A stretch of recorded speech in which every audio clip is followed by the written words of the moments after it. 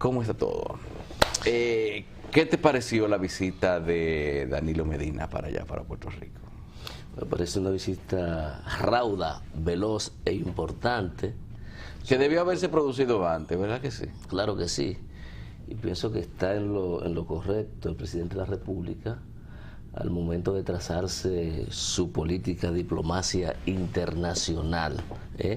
Y hay que resaltar no solamente los acuerdos que en materia de comercio, agricultura, educación, seguridad, asuntos fiscales, desastres naturales, medio ambiente, que se suscribió con el gobernador, aunque muchos hablan de homólogo, sí, no son homólogos nada, no, salvo que reiteremos que en la República Dominicana es también una colonia, una semicolonia norteamericana, aunque no como territorio, pero sí de sus políticas.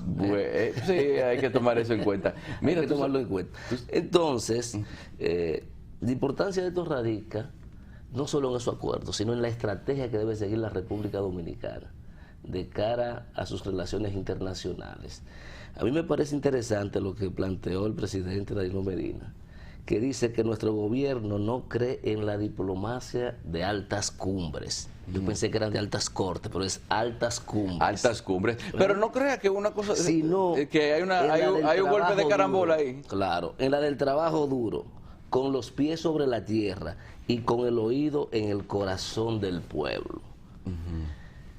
Desde la campaña, yo siempre estuve planteando que el presidente Danilo estaba obligado a hacer un gobierno diferente a lo que había hecho el expresidente, el doctor Leonel Fernández Reina. Y fíjate cómo el presidente, sin hacer grandes realizaciones, ha logrado marcar la diferencia. Y este discurso, y digamos esta frase célebre que ha planteado, también nota una diferencia de contenido con la visión que tiene el expresidente, el doctor Leonel Fernández. Evidentemente que el presidente no pierde una oportunidad para plantear distancia en términos de su gestión con lo que había sido la gestión del presidente, el doctor Leonel Fernández Reina, que sí es muy dado a las altas cumbres, a los discursos grandilocuentes, a dar muchas vueltas para decir siempre lo mismo y culminar con un resultado que al final no los vemos. ¿Cuáles son los resultados de esas grandes inversiones, por ejemplo, que anunció el doctor Leonel Fernández cada vez que participaba en una cumbre internacional? Pero yo decía también a una persona que, a diferencia del doctor Leonel Fernández, el presidente Danilo Medina, por ejemplo, no podemos decir que se beneficia a título personal ni individual de los resultados de las cumbres. Por suerte no tiene una fundación. Fíjate que extrañamente, cada vez que el expresidente iba a una cumbre internacional en visita oficial, su fundación salía con un acuerdo. Y esas cosas solamente pasan en República Dominicana. Porque está utilizando el puesto. Sí, claro que sí. El tráfico de influencia para beneficiarse. Mira, te voy a decir una cosa. Entonces, aquí queremos ver las cosas solo blanco y negro. Hay que ver los matices. Y cuando uno analiza, y no es que haya una animadversión en contra del expresidente, es que sus hechos, creo que es bíblico, por sus hechos lo conoceréis. Ahí están los hechos. Lamentablemente, que el presidente Leonel Fernández, que fue una esperanza para la juventud dominicana, una esperanza para el pueblo dominicano, haya terminado de esa manera, perdiendo las perspectivas ideológicas, políticas, sociales, en las que él se formó con Juan Bosch. ¿Para caer en qué? ¿En qué ha caído? En la ambición desproporcionada de poder y en la ambición de acumular recursos económicos para poder conseguir su proyecto político de gobernar la República Dominicana. No importa para qué, porque es otra cosa que yo no entiendo. ¿Para qué usted quiere ser gobierno? Mira, lo que pasa es que a veces el ego es una cosa terrible. Alguien comentaba en estos días en las redes sociales precisamente que a veces las cuestiones del culto al ego y esas cosas a veces inclusive tumban gobierno, y hay casos inclusive de la historia mundial de que en las cuales quizás la ambición de una sola persona puede llevar un país a una situación catastrófica. Déjame decirte algo. Ese asunto de que ¿cómo fue que dijo? De las altas cumbres, ¿qué fue lo que dijo exactamente? Que su gobierno no cree en la diplomacia de altas cumbres, sino en el trabajo duro. Tú sabes lo que quiere decir eso, fíjate, en cierta manera yo le doy la siguiente lectura. El asunto es que, por ejemplo, ¿de qué vale andar de cumbre en cumbre solamente para estar presente ahí, para que lo vean, para encontrar oportunidades de negocio precisamente para en algunos campos que no necesariamente tienen que ver con el gobierno, sino con la fundación propia del mandatario? Sino que hay muchísimos viajes, muchísimo dinero de ese que pudo haberse ahorrado, porque realmente son viajes en los cuales el presidente simplemente fue para estar, para dar una, que quizás está bien, ok, muy bien, República Dominicana estuvo ahí, estuvo representada por su presidente, pero ¿qué trajo de allá? Nada. ¿Qué acuerdo sólido de cooperación, de cosas realmente útiles para el país? A veces ni siquiera, antes los presidentes viajaban inclusive y conseguían aunque sea donaciones de algunas cosas, pero ya ni siquiera qué es lo que se dice. Un presidente viajando, mostrando como que en el país está todo bien, para que lo admiren a él, no para que admiren lo que es la labor de Estado en su conjunto, ni para que se tome el país y su forma de gobierno y sus bondades en materia económica como un ejemplo para otras naciones y quizás para fomentar oportunidades de inversión. Pero eso que estamos haciendo ahora con Puerto Rico también es lo correcto, lo que tenemos que hacer con Haití, acuerdos formales. Eso nos va a garantizar a nosotros, aunque muchos no lo crean. Primero, reducir los problemas migratorios, porque está demostrado que la única forma que la situación y la presión migratoria de Haití hacia República Dominicana se controla es creando fuentes de trabajo, riquezas y haciendo inversiones sociales. Mira. Y eso tiene que ser un proyecto común de la República Dominicana y del Estado haitiano. Mira, de los empresarios dominicanos y de los empresarios haitianos. Porque por más represión que nosotros podamos, política represiva, diseñar para evitar que crucen, va a seguir pasando. Yo reitero, en los países donde hay muros, a propósito de que aquí se habló alguna vez de eso, no ha resuelto el problema, porque son migraciones producto de la presión económica, no son migraciones políticas, son económicas. Y mientras persista esa situación de penuria en Haití, vamos a tener esa migración forzada.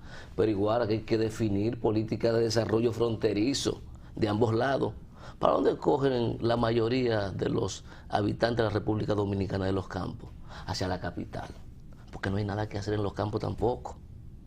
Entonces la República Dominicana tiene que aprovechar toda esta situación y sacar provecho. Igual, señor, nosotros estamos en el centro del Caribe. Nosotros pudiéramos suplir a todas las islistas de los productos agrícolas nuestros. Mira, Junior, para producir riquezas y para producir divisas. Sabemos el efecto que tienen las divisas en la economía dominicana, y la única forma de conseguirla, digamos, barata, es produciendo, usted exportando. ¿Por qué no aprovechar eso? Sí, claro, aprovechar la condición de la competitividad. Ámbitos. Pero mira, lógicamente, tú estabas diciendo... y te reitero algo, Carlos, esto pero tiene que ir acompañado de ¿qué? De políticas sociales para garantizar la equidad social. Yo reitero, la única forma de que República Dominicana pueda garantizar justicia social es teniendo un Estado fuerte y regulador. Eso no significa, reitero, que el sector privado no va a hacer negocios, sí lo va a hacer, pero no es posible que 97 trabajemos para 3%. Eso no es posible. No es posible que el crecimiento económico beneficie a un 3% y el 97% no. Entonces la única manera es esa. Queremos desarrollarnos por un desarrollo integral. Todo no puede ser negocio para particulares. Yo estoy de acuerdo con que hagan negocio, con que tengan ganancias, pero no puede ser solo ganar, ganar, ganar y la mayoría perder, perder, perder. Porque eso es lo que estamos viendo hoy día en la República Dominicana. Bueno, y lamentablemente no estamos aprovechando, reitero, ser el centro del Caribe. No estamos aprovechando nuestra condición climática, no estamos aprovechando nuestra capacidad productiva. Se habla mucho de volver al origen, de cambiar el modelo, pero el modelo que nos dio resultado fue la agricultura y la agroindustria. Eso fue lo que nos dio resultado en unos años. ¿Por qué no volver ahí? ¿Qué impide esto? ¿Por qué no fomentar, a propósito de la visita del presidente, que muchos la valoran como positiva, y yo lo veo así, pero también refleja la falta de institucionalidad? El presidente no tiene que estar repartiendo dinero, para eso hay mecanismos.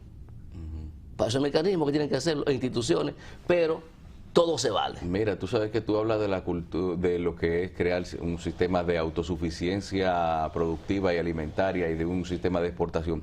Tú sabes que una de las consecuencias de la falta de eso, precisamente, la falta de una producción agropecuaria sólida y de unas bases de sostenimiento de una economía autosustentable con respecto a lo que son la productividad y la economía nacional, la falta de eso trae como consecuencia que lo que se veía siempre precisamente en gobiernos anteriores y con circunstancias internacionales adversas. Siempre nos recordamos mucho de cada vez que el presidente Leonel Fernández vivía culpando a fenómenos externos de la situación interna. Decía, estamos en un mundo globalizado, estamos en esto.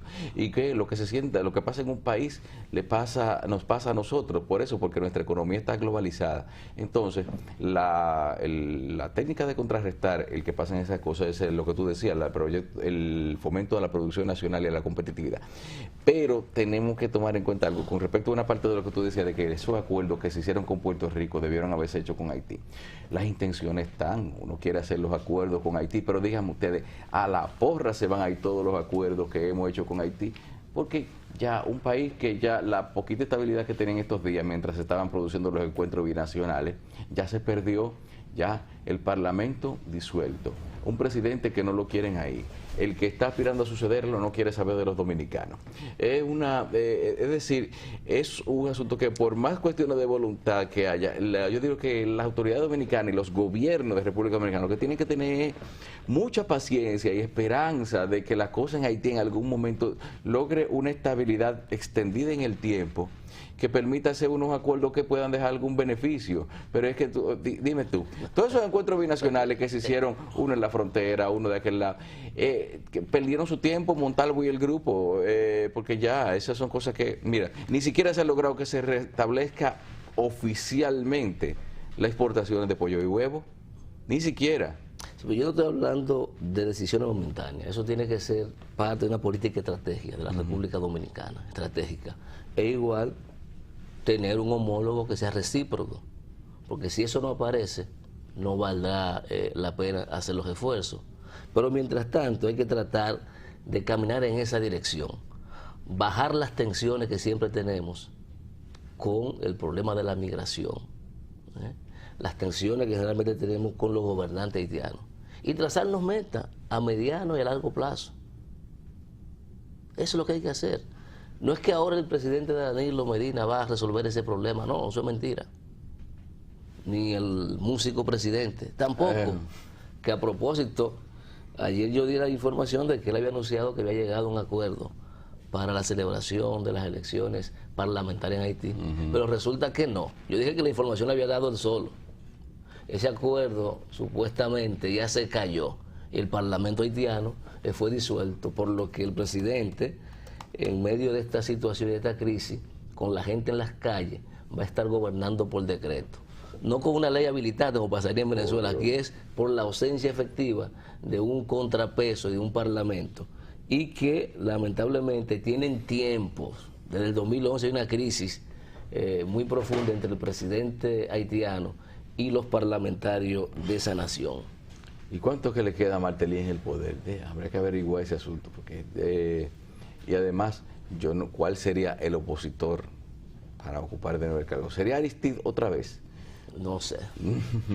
Uno no sabe, porque es que en Haití pasaron tantas cosas raras después del terremoto. Haití. Inclusive el regreso de Duvalier, el regreso de Aristide. Sí, pero parece que eso fue, uno no sabe qué motivó esa situación. El regreso de Duvalier fue una consecuencia de una acción precisamente solicitada por Martelly, precisamente porque Martelly también es una persona que apoya, que ha demostrado y se ha manifestado públicamente a favor de ciertas características que eran muy propias de lo que eran los regímenes autoritarios de Duvalier. Precisamente recordamos como principios de su gobierno, algo que él no llegó a hacer fue el asunto de que él quería restablecer el ejército en Haití. Así son las cosas. Así es. Mira, y por otro lado, Carlos, las poblaciones del sur ayer vivieron unos momentos difíciles desde hora de la mañana, cuando les sorprendió un temblor de tierra de más de 4 grados. Sí. Claro que sí, esto provocó un corre-corre en el sur, no solamente en las provincias de Barahona y Pedernales, sino también se sintió en algunas comunidades de la provincia de Bauruco, en Neiva. Provocó además la suspensión de la docencia en muchos de esos centros. Pero no solo se quedó ahí, sino que hubo 14 réplicas de menor grado. Y esto, como siempre, teniendo fresco que había cumplido un aniversario más. Pero eso fue. Ustedes saben ya lo que implicó esta situación para esas comunidades que se levantaron producto del sacudión que dio la tierra en la zona. Tenemos una cuantas fotos que quiero mostrarle. Mira. ¿Esas son grietas en las escuelas? Grietas en las escuelas del temblor de 4.7 grados en las Salinas de Barahona pasó eso, miren. Entonces hay otras imágenes, mire, eso es dentro de una escuela, mira cómo se resquebrajó ese asunto. Bueno, no parecen ser de las escuelas construidas recientemente, pero ahí se pueden ver las imágenes. Esperemos que no. Y en el parque hubo que cerrarlo porque una de las columnas de la glorieta se agrietaron. Vaya a ver usted la calidad de la varilla que se utilizaron ahí. Tú sabes que una de las cosas, mira, eso fue parte de las cosas que se cayeron adentro de un comercio también allá en Barahona. Eso fue parte para que usted vea, el sacudión fue fuerte, de 4.7 grados. Mira otro detalle de las columnas. O sea, tú sabes que cuando yo estaba junto a un ingeniero viendo las imágenes del terremoto de Haití hace 5 años, o sea, cuando ocurrió el terremoto, y él mirando las imágenes de los escombros, él hacía una evaluación, él decía, pero mira, esa gente construye casi sin varillas. Es una cosa que uno no sabe de eso, pero dice, no es el calibre de varilla que necesita una columna para soportar ese tipo de estructura y que por eso colapsó.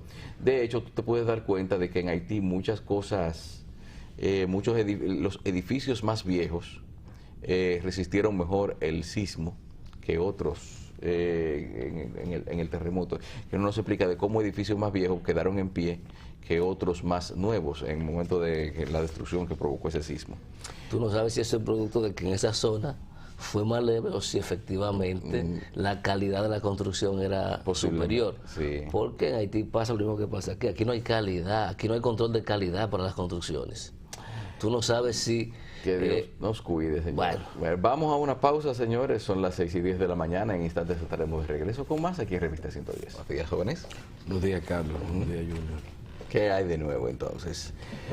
Tenemos varias informaciones. El Consejo Nacional de la Seguridad Social tiene previsto reunirse para tratar el aumento salarial de un 30%. Nos sorprende mucho este anuncio porque en estos días se había hablado de que los patronos no tenían una propuesta aún con respecto a cuál debía ser el monto de un alza salarial en el sector privado o a todos los sectores. Bien, el Comité Nacional de Salario se va a iniciar reuniones en el día de hoy con respecto a la promesa y a la solicitud del Consejo Nacional de la Unidad Sindical de que se reuniera el Consejo para comenzar a hablar de la posibilidad del aumento de los salarios para este año 2015 en República Dominicana.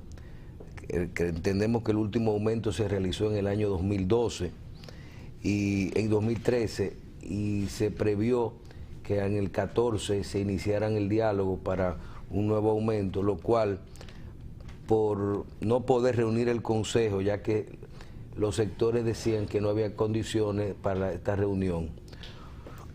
Hablando principalmente de que, con excepción del Consejo de la parte del sector laboral, Pepe Abreu ha manifestado su interés de que se inicien las negociaciones, el diálogo, y vemos esta propuesta de los empresarios que dicen que no necesariamente que no tienen todavía una propuesta.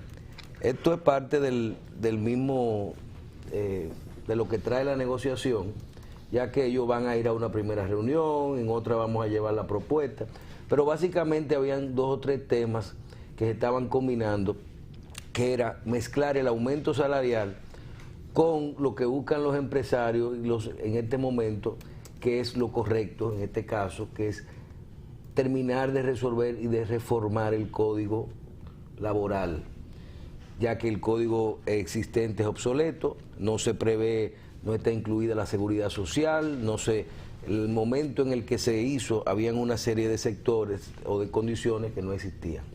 Se habla de una posible solicitud de eliminar la cesantía.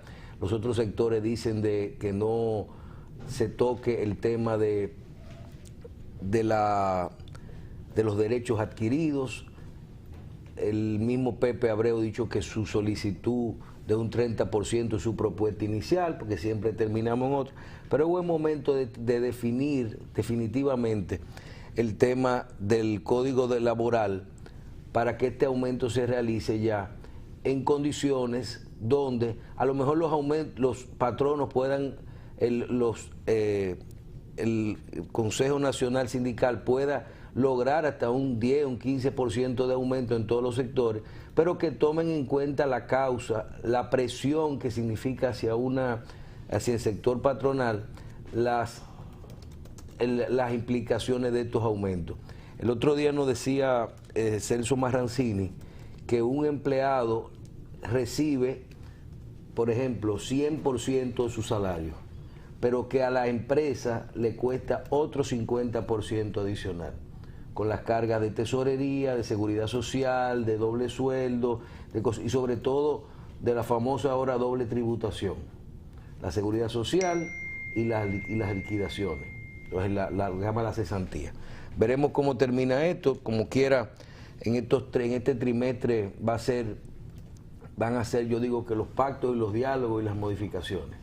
Sí. Porque estaremos hablando de reforma laboral, de aumento de salario, estaremos hablando de pacto eléctrico y posteriormente, inmediatamente al pacto eléctrico, de pacto fiscal. Es así, parece que tendremos unos 3 primeros 6 meses de amplia discusión de diferentes temas que la población espera que sean grandes soluciones y no grandes desoluciones. Que la gente no quede sencillamente en el aire como siempre. Sin embargo, Michelle, el tema del salario, yo quiero reiterar que ya nosotros como sociedad no podemos ver el aumento salarial de manera aislada. Hay que verlo como parte de un todo. Sí, tomamos en cuenta las posiciones y creencias de algunos economistas y expertos que entienden que todo aumento salarial genera inflación, que al final la inflación absorbe el porcentaje que se puede aumentar a los trabajadores. Esto implica entonces que ya no puede ser una decisión única y exclusivamente de empleadores y trabajadores. El Estado tiene que dejar de ser solo el árbitro, tiene que intervenir. Yo quiero retomar algo que he dicho en otras ocasiones, a partir de experiencias que han vivido otros países, que es analizar la viabilidad de la famosa canasta familiar controlada, para contrarrestar un poco el efecto inflatorio que pueda generar el aumento salarial. E igual, el doctor Jacín planteó el día pasado acá la posibilidad de que el gobierno, a propósito de la situación favorable del precio del petróleo a nivel internacional, pues pueda absolver o posponer la entrada en vigencia que ya entró del aumento en el ITEVI, de manera tal que eso pueda contribuir también a aliviar la situación. Que, ojo, muchos de los establecimientos comerciales que están hablando de que están absorbiendo el ITEVI, es una farsa. Es mentira. Realmente están subiendo los precios Lo que en están proporción haciendo, de lo que... Yo fui a un establecimiento a chequear un precio. Un jugo de fresa que en diciembre costaba 99 pesos. En enero está a 125 pesos. Sin estafando a la gente. Estamos absorbiendo el ITEVI. Falso. Están aumentando de precio. Sí, pero Junior, dos cosas. Primero, recuerda que los ITEVI que se están incrementando no son todos. Son los ITEVI, si ciertas empresas están cobrando un jugo de fresa en 125 pesos, puede ser que ellos estén robando, puede ser la estación, puede ser la cosa, porque los productos que están subiendo del 11 al 13% son una serie de productos que han venido, como el chocolate, la mantequilla, cosas que entran ahora en este proceso. La otra cosa que te quería hacer referencia es, aquí nosotros, para terminar con el tema del salario, nosotros estamos viendo que en todo lo de nosotros se habla de indexación. El combustible si sube, sube, baja, baja. Y hoy tuve dos informaciones. Una del aumento salarial. ¿Por qué no aprovechamos y de una vez resolvemos el problema del aumento del salario? Hacemos una reforma en el Código Laboral. Resolvemos el tema de lo que se va a hacer con la famosa cesantía y con los porcentajes de extranjeros, ese tipo de cosas. Y ahí mismito pues decimos, el aumento de los salarios va igualito a la inflación. Y vamos resolviendo cosas y no tenemos que pasarnos la vida. No, porque eso no resuelve, Michelle, porque la inflación oficial es 0 punto algo siempre. Bueno, pero buscarle los indicadores que haya. Después nos vamos por otro lado.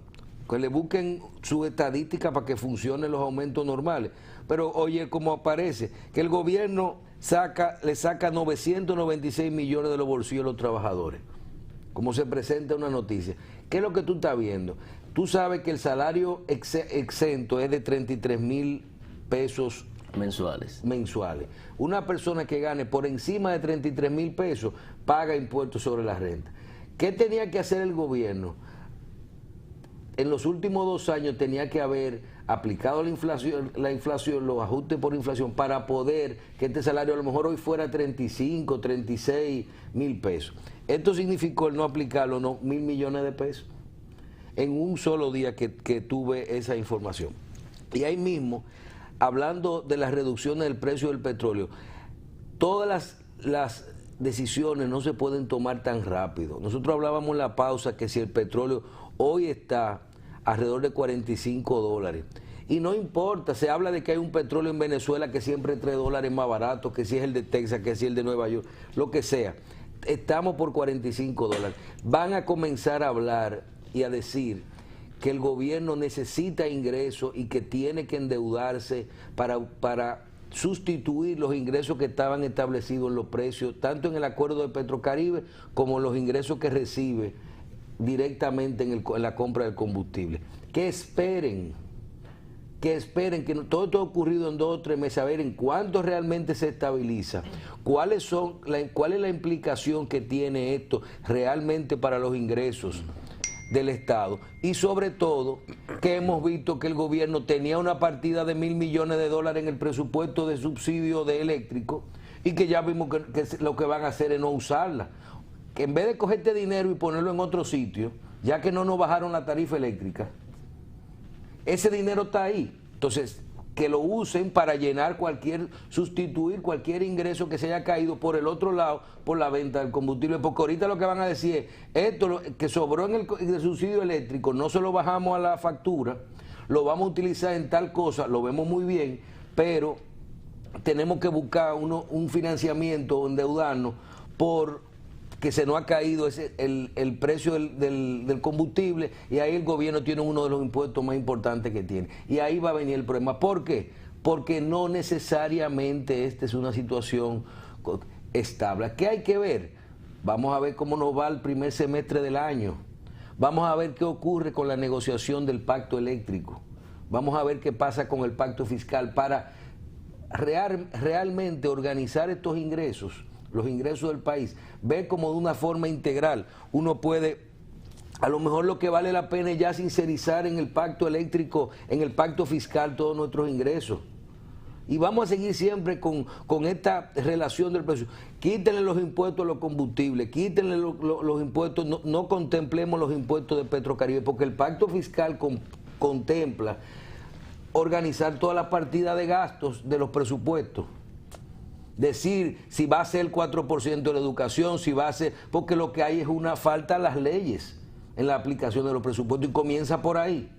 Si nosotros le vamos a seguir con esa partida y cuando comencemos con eso, entonces nos sentamos con los gastos y decimos con los ingresos, ¿qué vamos a hacer? Vamos a ampliar la base, vamos a ponerle impuesto a la educación, vamos a ponerle impuesto a la salud, vamos a ampliar el ITEVI. Creo que el 80% de los ITEVIs, de los ingresos del gobierno ahora mismo, que no vienen de financiamiento, son de ITEVI. Y hay una cantidad de impuestos, placa, propiedad inmobiliaria. Aquí debiera haber ahora mismo placa, impuestos sobre la renta y TEVI.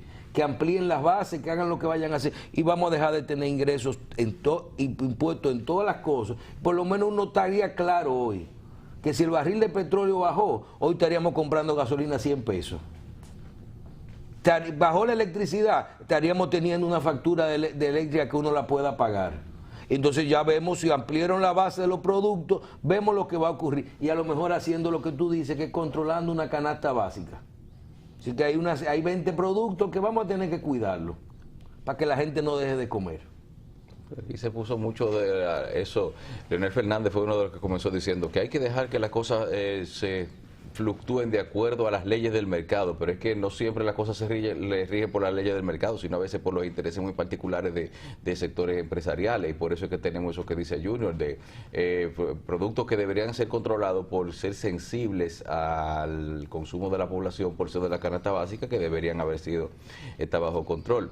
Ayer Marcos Colchón precisamente decía algo como lo que tú dices, Michelle, de que por lo menos se proyecta de que la estabilidad hacia la baja o en el rango de precios actual del petróleo se podría extender durante algunos 6 meses. Es decir, no se pueden hacer planes a largo plazo con lo que son los precios actuales del petróleo, debido a que uno no sabe por cuánto tiempo se podría extender esa situación, que lo más importante ahora mismo sería aprovecharlo. Y el gobierno no puede pretender tampoco buscar más recursos amparándose en que va a dejar de percibir ingresos por la baja en el petróleo, porque definitivamente sería quizá una medida temporal o quizá incurrir en un endeudamiento que a fin de cuentas después le quedaría en caso de que las cosas vuelvan a los niveles anteriores. Que rebaje del subsidio, que rebaje de aquí, de todo el dinero que reduzca partida. Todos los países lo están haciendo con respecto a eso. Bien, por último, Junior, va a caer preso todo el mundo en el ICANN. Yo creo que el DICAN, tú sabes que lo pueden cerrar por falta de personal. Mira, ayer yo pasé por ahí, por la esquina de San Martín con Gómez, donde está la sede del DICAN, entonces y me encontré como tan emblemático que hay 2 letreros lumínicos. Hay uno DINTEL, o sea, Departamento de Inteligencia Delictiva, que es como delito de alta tecnología, y el DICAN. El letrero del DICAN está apagado. La pregunta sería... El letrero del DICAN está apagado. ¿Están todo lo que son o son todo lo que están involucrados pero hay 2 jefes, parece. en este asunto? Sí. Hay 2 jefes, claro, parece. Sí. Evidentemente que las autoridades, parece que las investigaciones han aflorado algunos resultados interesantes, toda vez que 3 fiscales, el ex jefe del DICAN, varios tenientes, varios coroneles, han sido sometidos a la justicia conjuntamente con otros alistados. Y si es verdad que pusieron subalterno a vender droga. Pero sin embargo, eso es feo. El Procurador de la República parece que se sorprende de que en diferentes sectores de la ciudad se venda libremente drogas. Ponía el caso de Herrera y los Alcarrizos. Digo, pero venga, el caso del Procurador. Esas denuncias se han hecho permanentemente. Todo el mundo sabe dónde está eso. Y aquí hay personas que habían estado denunciando de manera consistente ese tipo de actividad irregular que el DICAN y la DNCD desarrollan y nunca le habían hecho caso, porque es un loco viejo. A nosotros toma Castro fuñendo. Eso es Julio Jacín diciendo vaina. Nunca le hicieron caso. Y ahora nos sorprendemos. Es decir, ¿qué te ocurrió? Porque nosotros lo dejamos crecer. lo dejamos crecer y nunca nos preocupamos por investigar esa denuncia. Igual, la denuncia de que se le está colocando droga a los jóvenes de los barrios, me parece que ahora toma fuerza eso. Y el Procurador General de la República debiera crear una comisión para investigar la cantidad de personas que fueron sometidas por esos agentes y por esos fiscales.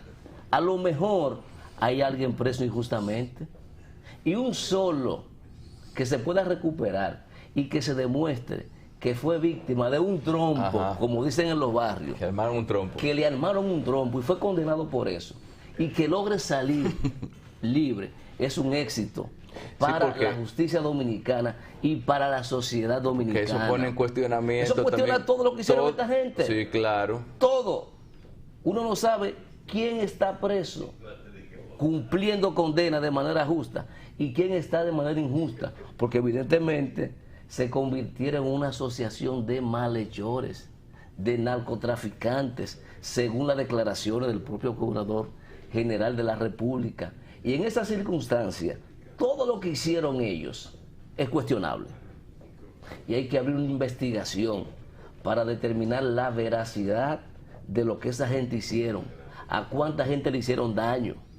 Y de hecho, explotó una vaina, creo que en Higüey, también, una denuncia de una joven ahí que denunció que la DNCD, el DICAN, el DICRIN, la pusieron a vender droga también.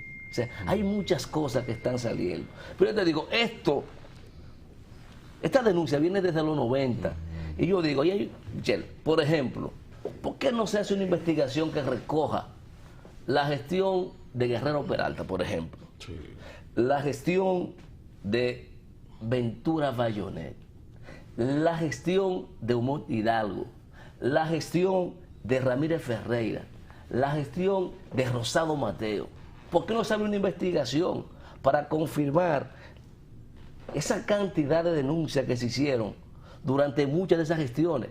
No quiere decir esto que tengan responsabilidad, pero caramba, esto amerita que hagamos una auditoría para determinar qué es lo que está pasando con nuestras instituciones, hasta dónde hemos permitido que la maleza crezca y se reproduzca, porque esto del DICAN es consecuencia de nuestra actuación irresponsable, de la permisibilidad, pero ¿hasta dónde vamos a llegar? ¿Hasta dónde? Bueno, yo lo que creo es que antes de irnos al segmento, tú debes de despertar de tu sueño. Ah, sí. Tú estás soñando. Eso es así. Bueno, vamos a una pausa.